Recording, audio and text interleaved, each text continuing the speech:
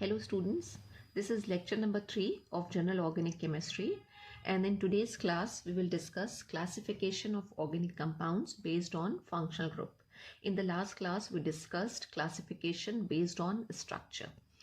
Mostly जो organic compounds होते हैं वो कार्बन और हाइड्रोजन से मिलके बने होते हैं, और अगर ऑर्गेनिक कंपाउंड के फॉर्मूला में सिर्फ कार्बन और हाइड्रोजन आ रहा है तो वो कहलाते हैं हाइड्रोकार्बन्स. अब हाइड्रोकार्बन में जो हाइड्रोजन प्रेजेंट है, अगर उस हाइड्रोजन को रिमूव करके उसकी जगह एक फंक्शनल ग्रुप या कोई दूसरा ग्रुप अटैच कर दिया जाए तो जो हमारे पास कंपाउंड आएगा उसको हम बोलेंगे derivative of hydrocarbon. For example, अगर हमारे पास एक प्योर हाइड्रोकार्बन है जिसको हम इस तरह से रिप्रेजेंट कर सकते हैं, ये जो यहाँ पे R है, ये R कार्बन और हाइड्रोजन की चेन को रिप्रेजेंट कर रहा है, कार्बन एंड हाइड्रोजन चेन को रिप्रेजेंट कर रहा है, और एक हाइड्रोजन हमने इसमें से बाहर निकाल लिया. इसमें से ये हाइड्रोजन हम रिमूव कर देंगे और यहाँ पर एक कोई दूसरा ग्रुप अटैच कर देंगे तो we will get this structure. अब ये जो R यहाँ पर है, अगेन ये कार्बन और हाइड्रोजन चेन को रिप्रेजेंट करता है and this is called alkyl group. और ये X जो यहाँ पे लगा हुआ है ये रिप्रेजेंट करेगा फंक्शनल ग्रुप को. किसी भी ऑर्गेनिक कंपाउंड की प्रॉपर्टीज़ जो हैं वो इस एल्काइल ग्रुप और फंक्शनल ग्रुप पे डिपेंड करती हैं. इसी को अगर हम एक जनरलाइज्ड वे में लिखें तो we can write this way also कि अगर हमारे पास एक ईथेन है, एक ऑर्गेनिक कंपाउंड या हाइड्रोकार्बन ईथेन है विच इज़ CH3 और CH3, इसमें से एक हाइड्रोजन हम हटा दें और यहाँ पे एक हेलोजन एटम जो Cl है उसको अगर लगा दें तो we will gate CH3 CH2 Cl.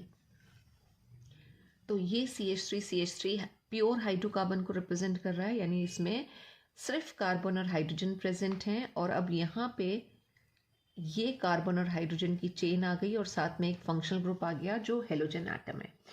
तो ये जो डिराइव हो रहा है हाइड्रोकार्बन से, दिस इज हाइड्रोकार्बन, और ये जो आया हमारे पास दिस इज इथाइल क्लोराइड जिसको हम बोलेंगे डेरिवेटिव ऑफ हाइड्रोकार्बन. किसी भी कंपाउंड की फिजिकल प्रॉपर्टीज़ जो हैं वो इस ग्रुप पे डिपेंड करती हैं. जो एल्काइल ग्रुप लगा हुआ है ये उस पर्टिकुलर कंपाउंड की फिजिकल प्रॉपर्टीज़ डिसाइड करेंगी, लेकिन जो यहाँ पे फंक्शनल ग्रुप लगा हुआ है वो फंक्शनल ग्रुप उस कंपाउंड की केमिकल प्रॉपर्टीज़ को डिसाइड करेगा. राइट. तो फंक्शनल ग्रुप को अगर हम डिफाइन करें कि फंक्शनल ग्रुप क्या है, तो फंक्शनल ग्रुप को हम बोलते हैं कि फंक्शनल ग्रुप एक एटम या ग्रुप ऑफ एटम्स हो सकते हैं एक मॉलिक्यूल के अंदर जो उस पर्टिकुलर मॉलिक्यूल को उसकी कैरेक्टरिस्टिक केमिकल प्रॉपर्टीज़ देंगे. फॉर एग्जांपल, अगर OH लगा हुआ है तो OH जो है वो होता है अल्कोहल का फॉर्मूला, तो उस पर्टिकुलर कंपाउंड के अंदर अल्कोहल की प्रॉपर्टीज़ आएंगी. और अगर उसमें COH लगा हुआ है तो वो कंपाउंड हो जाएगा एक एसिड. तो फंक्शनल ग्रुप जो है वो किसी भी कंपाउंड की प्रॉपर्टीज को और स्पेशली केमिकल प्रॉपर्टीज को डिसाइड करते हैं. डबल और ट्रिपल बॉन्ड, इन दोनों को भी फंक्शनल ग्रुप ही कंसिडर किया जाता है. और अगर ऐसे हमारे पास दो कंपाउंड्स हैं जिसमें सेम फंक्शनल ग्रुप लगा हुआ है तो वो सेम केमिकल प्रॉपर्टीज शो करेंगे और हम उनको बोलते हैं कि वो सेम फैमिली को बिलोंग कर रहे हैं. जैसे अगर हमारे पास मिथाइल अल्कोहल है और इथाइल अल्कोहल है तो दोनों अल्कोहल हैं, दोनों के अंदर फॉर्मूला में OH ग्रुप आएगा तो दोनों सेम फैमिली को बिलोंग करेंगे और जो प्रॉपर्टीज़ होंगी वो केमिकल प्रॉपर्टीज़ स्पेशली वो उनकी सेम होंगी. फिजिकल प्रॉपर्टीज़ वेरी कर सकती हैं क्योंकि मिथेनॉल और इथेनॉल में मॉलिक्यूलर मास का डिफरेंस आएगा तो फिजिकल प्रॉपर्टीज़ डिफर करेंगी, लेकिन दोनों की केमिकल प्रॉपर्टीज़ जो हैं वो सेम आएंगी. अब अगर हम कंपाउंड्स को उनके फंक्शनल ग्रुप के बेसिस पे क्लासीफाई करें तो हमारे पास कई तरह के कंपाउंड्स हो सकते हैं, कई तरह की फैमिलीज हो सकती हैं.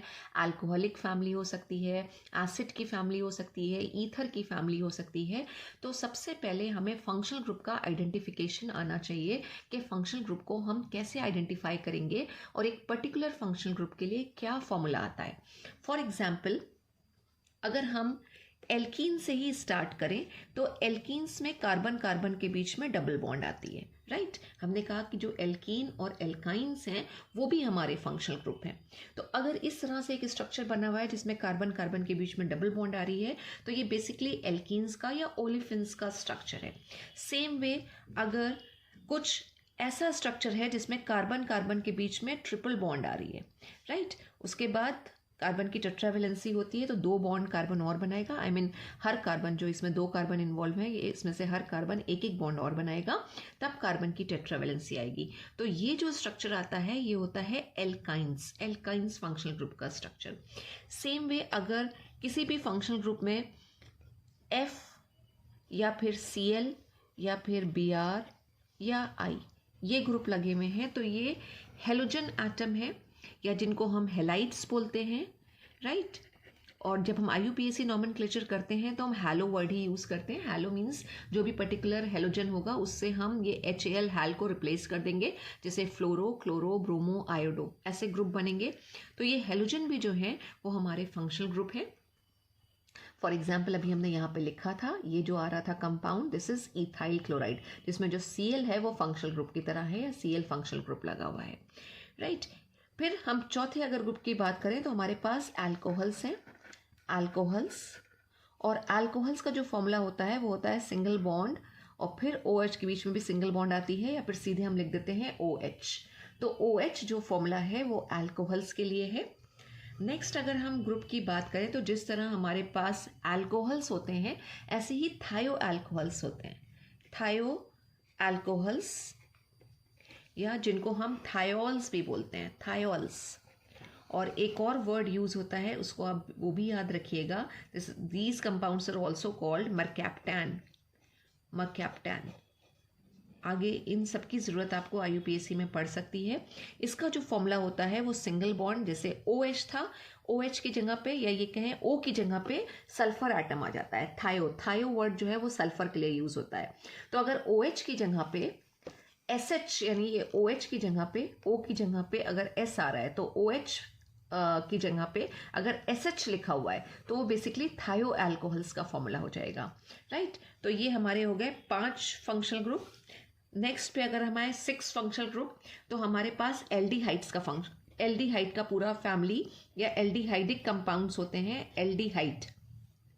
और एल्डिहाइड का जो फॉर्मूला होता है वो कुछ इस तरह से होता है, कार्बन की बेसिकली हमें जब भी फंक्शनल ग्रुप का फॉर्मूला लिखना होता है तो हर एटम की वैलेंसी का सेटिस्फैक्शन देखना होता है, राइट। एल्डिहाइड फंक्शनल ग्रुप में जो एटम्स आते हैं वो है कार्बन, हाइड्रोजन और ऑक्सीजन।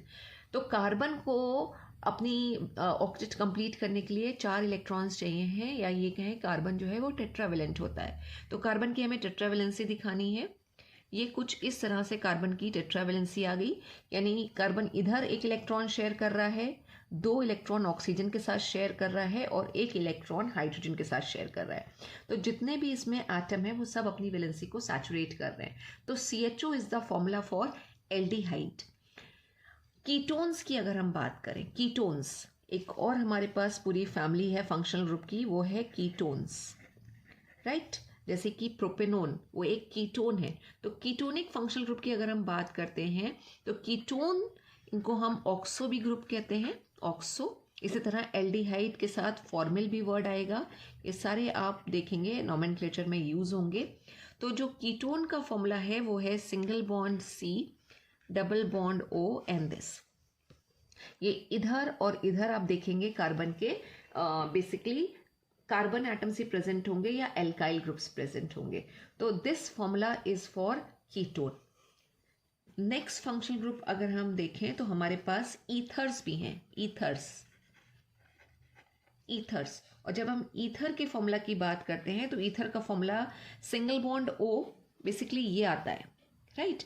और इधर दोनों तरफ एल्काइल ग्रुप प्रेजेंट होता है, एल्काइल ग्रुप को हम R से रिप्रेजेंट करते हैं, और एल्काइल ग्रुप होते क्या हैं, 1 hydrogen less than parent hydrocarbon. यानी अगर मीथेन से हमें मिथाइल बनाना है तो मीथेन में से हम 1 हाइड्रोजन कम कर देंगे, तो जो ग्रुप ऑब्टेन होगा उसको हम बोलेंगे मिथाइल ग्रुप। तो हमेशा एल्काइल ग्रुप में अपने पेरेंट हाइड्रोकार्बन से 1 हाइड्रोजन कम होता है। तो this is the formula of ether. अब इधर और इधर जो एल्काइल ग्रुप लगे हुए हैं वो अगर सेम लगे हों तो वो सिमेट्रिकल ईथर कहलाते हैं, और अगर ये ग्रुप डिफरेंट हो तो वो कहलाएंगे अनसिमेट्रिकल ईथर्स। तो इतनी सारे हमारे पास फंक्शनल ग्रुप हो गए, हमारे पास अल्कोहल्स हैं, हेलोजन्स हैं, थायोल्स हैं, एल्डिहाइड हैं, कीटोन्स हैं, ईथर है। नेक्स्ट हम एक ग्रुप पर आते हैं जो है carboxylic acid. Carboxylic acid, acetic acid जिसको हम इथेनोइक एसिड भी कहते हैं, इसी ग्रुप को बिलोंग करता है। और ऐसे कंपाउंड्स जो एसिडिक इन नेचर होंगे उसमें जो फंक्शनल ग्रुप लगा होगा वो होगा COOH, राइट। और COH किस तरह से लिखा जाता है कि हम सारे एटम का ये दिखाएं कि उनका ऑक्टेट कंप्लीट हो रहा है, डुप्लेट कंप्लीट हो रहा है, या वैलेंसी का सैचुरेशन हो रहा है। तो this is the formula for carboxylic acid. For example अगर एक एग्जाम्पल भी लिख दें तो CH3 COOH, राइट। इस COOH को हमने एक साथ लिखा है अभी यहाँ पे, और इधर जो कार्बन जिसके साथ जुड़ा हुआ है वो है यहाँ पे एक एल्काइल ग्रुप, एक कार्बन वाला ग्रुप है, मिथाइल ग्रुप है। तो CH3 COOH is basically acetic acid और इथेनोइक एसिड। यही अगर यहाँ पे C2H5 लगा होता तो वो प्रोपेनोइक एसिड हो जाता, राइट। तो दोनों कंपाउंड, चाहे प्रोपेनोइक एसिड हो चाहे इथेनोइक एसिड हो, दोनों की जो केमिकल प्रॉपर्टीज होंगी वो सेम होंगी। फिजिकल प्रॉपर्टीज डिफर करेंगी क्योंकि कार्बन की जो चेन है वो डिफर कर रही है, लेकिन COH की वजह से जो केमिकल प्रॉपर्टीज आएंगी वो सेम होंगी। अब इसी एसिड के कुछ डेरिवेटिव्स भी बनते हैं, एसिड के डेरिवेटिव बनते हैं, यानी एसिड में से हम क्या करें, OH को अगर हटा दें और दूसरा कोई ग्रुप लगा दें तो वो एसिड का डेरिवेटिव कहलाएगा। और एक ऐसा एसिड का डेरिवेटिव है हमारे पास एसिड क्लोराइड्स, एसिड क्लोराइड्स। और एसिड क्लोराइड जो है उनका स्ट्रक्चर या उनका फॉर्मूला क्या होता है, ये जो सिंगल बॉन्ड है यानी कार्बन इधर भी एक ग्रुप के साथ कनेक्टेड होगा, डबल बॉन्ड OCl, राइट। ये कहलाते हैं हमारे एसिड क्लोराइड। अब इसमें आप कंफ्यूज मत होइएगा कि ये C डबल बॉन्ड O है तो ये कीटोन हो गया और इधर Cl लगा हुआ है तो हेलोजन हो गया। तो आप इसको दो ग्रुप मत मानिएगा कि इसके अंदर दो ग्रुप हैं। अगर COCl लिखा हुआ है तो COCl is basically formula for acid chloride. For example अगर इसका हम एक एग्जाम्पल भी लिख दें तो CH3 COCl, राइट। तो दिस इज एसिटल क्लोराइड, ये एसिटल क्लोराइड का फॉर्मूला है। तो एक फंक्शनल ग्रुप हमारे पास आ गया एसिड के क्लोराइड्स जो बेसिकली एसिड से ही डेरिवेटिव होते हैं, डिराइव होते हैं। इसी तरह हमारे पास है एसिड एनहाइड्राइड, बहुत ही इंपॉर्टेंट है ये भी कैटेगरी, एसिड के एनहाइड्राइड, राइट।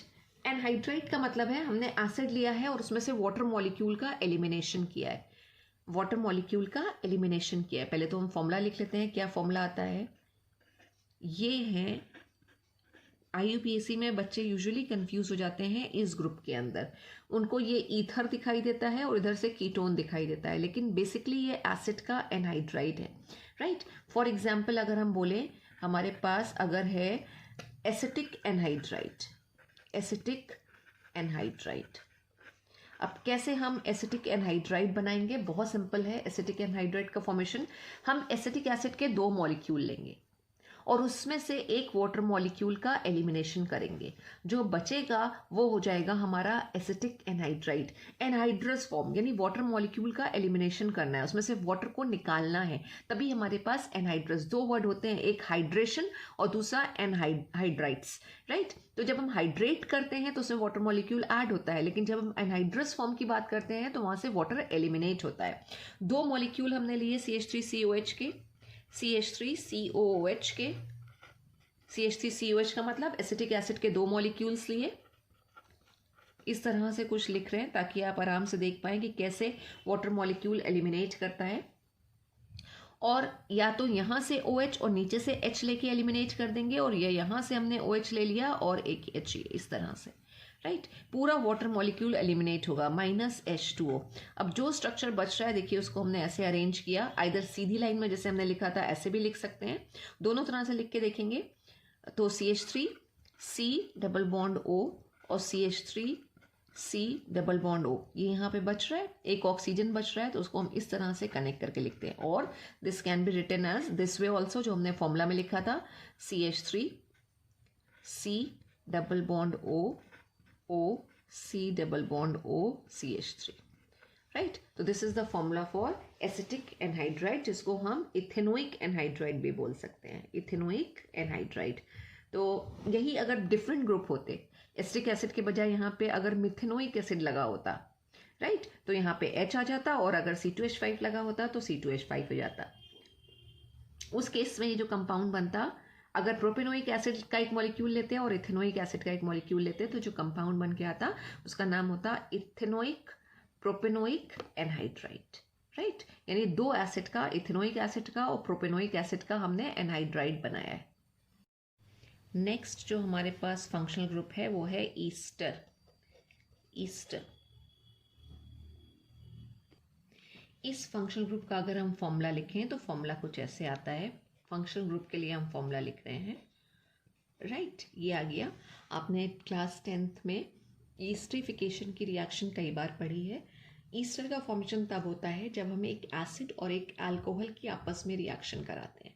अब इसका अगर हम एक एग्जाम्पल लिखें तो हम अगर ये मान के चलें कि हमने ईस्टर बनाया है जिसके लिए हमने एसिटिक एसिड लिया और इथाइल अल्कोहल लिया, तो जो ईस्टर बन के आएगा वो हो जाएगा इथाइल इथेनोएट। हम पूरी अगर कंप्लीट रिएक्शन ही लिख लें तो हमने एसिड ले लिया CH3COOH। अब देखिए ये एसिड है क्योंकि इसमें COH ग्रुप लगा हुआ है, प्लस इथाइल अल्कोहल ले लेते हैं, राइट।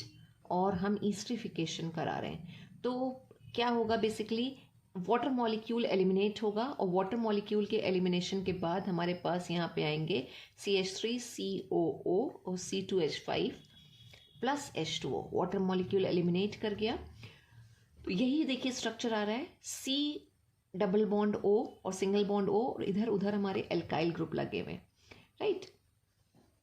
तो this is called ethyl ethanoate. Ethyl और इथेनोएट जो कि बेसिकली क्या है, एक ईस्टर है। तो ईस्टर जो है उसका फॉर्मूला होता है COO। सिर्फ CO था तो वो हमारे थे कीटोन, लेकिन अगर C के साथ 2 ऑक्सीजन आ रहे हैं तो वो है हमारा ईस्टर का फॉर्मूला। और 2 ऑक्सीजन और किस में आते हैं, 2 ऑक्सीजन आते हैं कार्बोक्सिलिक एसिड में, उसका फॉर्मूला होता है COOH।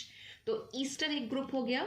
अब हमारे पास है अमाइड्स जिन्हें हम बेसिकली एसिड अमाइड्स कहते हैं। तो एक और फंक्शनल ग्रुप है एसिड अमाइड। एसिड अमाइड जिसका फॉर्मूला है C डबल बॉन्ड O और NH2, इनको हम बोलते हैं अमाइड्स, राइट। सिर्फ NH2 होता है तो वो अमाइंस होते हैं, अभी हम उसकी बात करेंगे।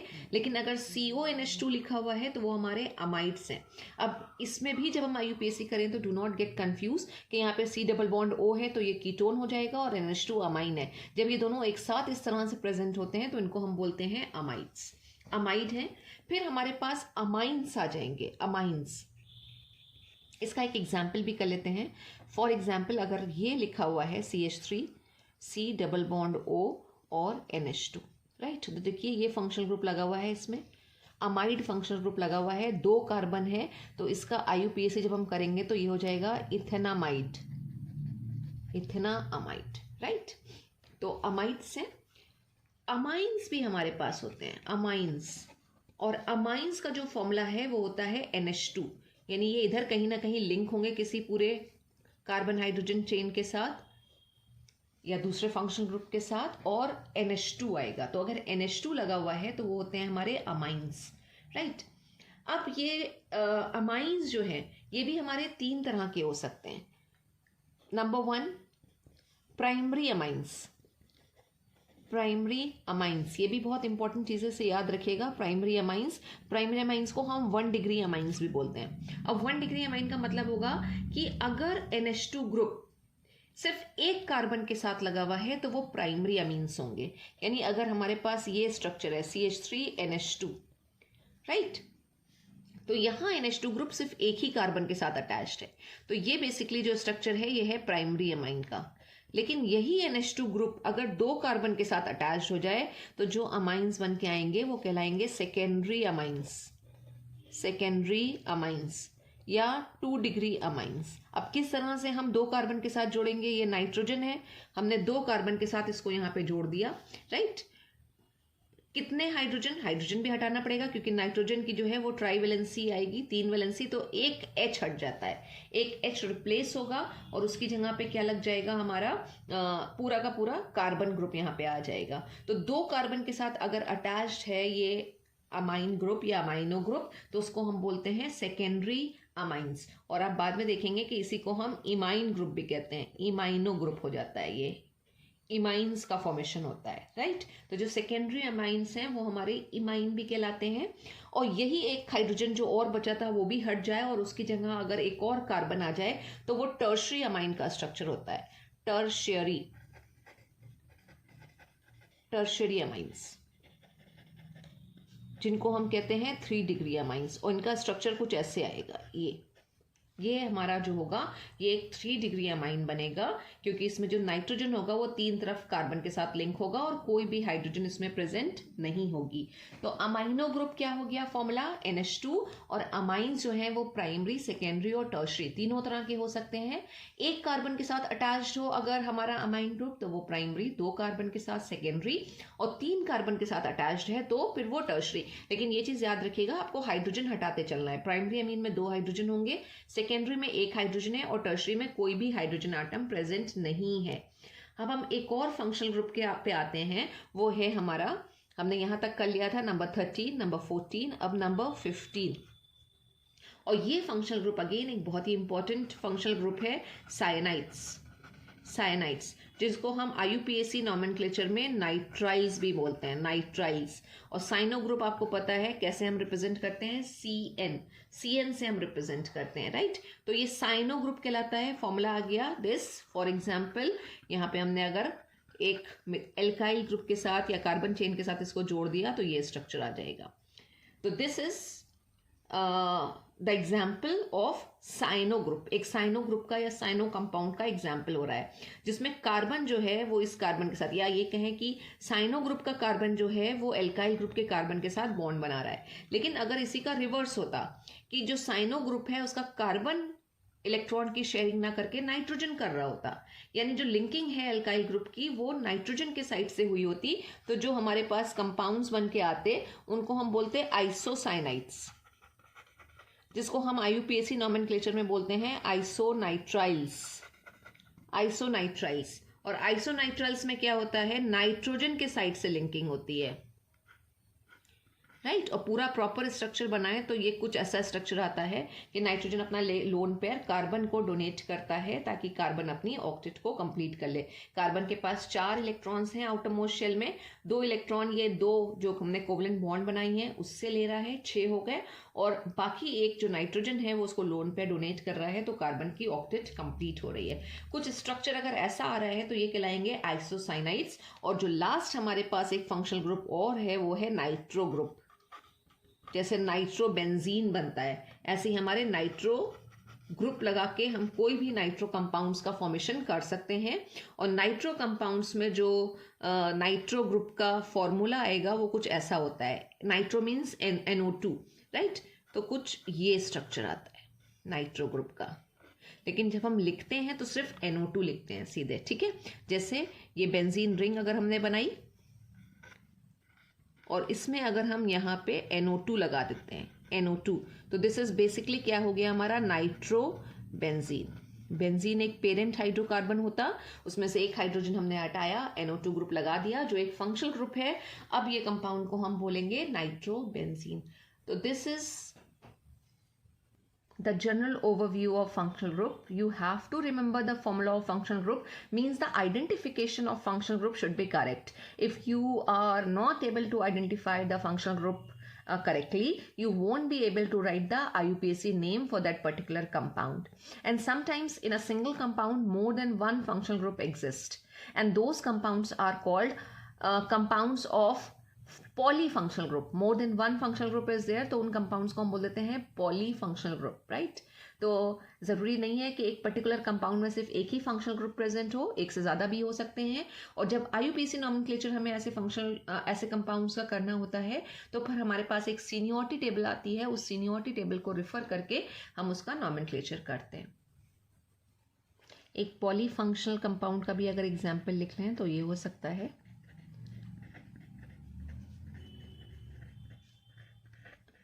राइट। अब इसमें देखिए, इसमें 2 फंक्शनल ग्रुप प्रेजेंट हैं, इसमें COH भी लगा हुआ है और इसमें OH भी लगा हुआ है। हम इसमें फंक्शनल ग्रुप बढ़ा भी सकते हैं, यहाँ से एक हाइड्रोजन हटा दें और यहाँ पे एक Cl लगा दें, तो अभी 3 फंक्शनल ग्रुप आ रहे हैं इस कंपाउंड के अंदर। कंपाउंड कौन सी प्रॉपर्टी शो करेगा अगर क्वेश्चन ये पूछा जाए कि इसमें 3 फंक्शनल ग्रुप हैं तो कंपाउंड में किसकी प्रॉपर्टीज आएंगी, अल्कोहल की आएंगी, हेलोजन की आएंगी या एसिड की आएंगी। तो इसी क्वेश्चन का आंसर जो है वो हम सीनियरिटी टेबल से देते हैं। जो कंपाउंड सीनियरिटी टेबल में टॉप मोस्ट पोजिशन पे होगा, यानी जिसको हम हमेशा प्रेफरेंस देंगे, तो वही कंपाउंड हमेशा वही फंक्शनल ग्रुप हमेशा उस कंपाउंड की प्रॉपर्टीज को डिसाइड करेगा। जैसे सीनियरिटी टेबल में COH जो है वो टॉप मोस्ट पोजिशन ऑक्यूपाई करता है, राइट यानी सीनियरिटी टेबल में के हिसाब से हम COH को हमेशा प्रेफरेंस देते हैं या टॉप प्रेफरेंस देते हैं बाकी ग्रुप के कंपैरेटिवली। तो ये पर्टिकुलर कंपाउंड जो है वो COH यानी कि एसिड की प्रॉपर्टीज को शो करेगा, भले ही इसमें OH भी प्रेजेंट है, हेलोजन भी प्रेजेंट है, राइट। तो ये आ गया हमारे पास एक पॉली फंक्शनल कंपाउंड। तो क्या होते हैं पॉली फंक्शनल कंपाउंड? ऐसे ऑर्गेनिक कंपाउंड्स जिसमें 2 या उससे ज़्यादा फंक्शनल ग्रुप प्रेजेंट हो। So this is sufficient for today's class. Thank you so much, students.